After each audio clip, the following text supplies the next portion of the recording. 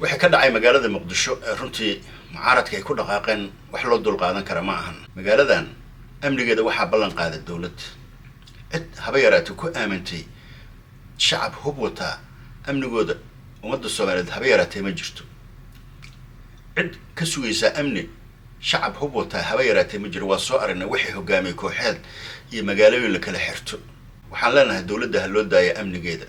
in magaalada hub inta la eg lagu dhaxaystaa oo waxaan macquul ahayn. waxay doonayaan mar labaad inay gumaadaan shacabka Soomaaliyeed ku dhaqan magaalada Muqdisho. wixii isbaara aha wixii green zone la kala dhigtay magaalooyinka la kala xirxirtay waa aragnay. waxaasi wax lamada inay soo laabtaan haba yaraatay ma ahan. dalka dawlad baa ka mas'uula. waxaana deeqaana waa dawladnimo. waxaan ku faraxsanahay waa dawladnimo. laakiin annaga shacab hub noocaas wata yey kula dagaalaan ma Itoobiya iyo waxa waa dawladda shisheeye kula dagaalamayaan.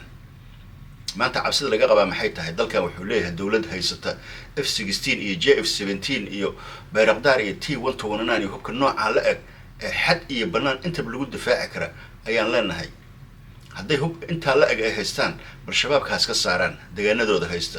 runtii waa wax lagu xumaado in maanta waxa waa hub nooca la eg runtii la soo bandhigo inay xaafadaha ku haystaan.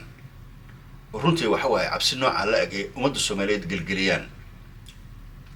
wax qalqal intaas noogu filan. runtii waxaan leenahay dawladda waa ku soo dhaweynayna ummadda Soomaaliyeed oo ku faraxsan tahay. caalamkana waa ay ku faraxsiin. maanta dad badan oo qurbo joog waxay ku faraxsanaayeen inay dalkooda ku laabtaan oo runtii waxa waa caruurtooda u celiyaan ay waalidiintooda iyo ummadooda iyo dalkooda ay soo baraan. maanta wixii ka dhacay magaalada Muqdisho ee runtii Barmoodo iyo Cabdilcasiis ay ku kala xirteen niman hogaamiye kooxeed u dhaqmaya sidii runtii waxa waa niman aan dhaqan siyaasadeed waxba ka ogeyn oo wax laga xumaado. maanta waxa waa in cabsi badan la geliyo dad badan tigidhadooda ay dib celiyaan oo waxa runtii la soo dhaweyneen. marka waxaan leenahay bal aqliga ha shaqeeyo. dawlad baa nagu filan. amnigana dawlad ayaan u dhiibanay oo runtii waxa waa aan ka sugeynaa. ciddii doontaa timaada dawlad ayaa gacan dheer.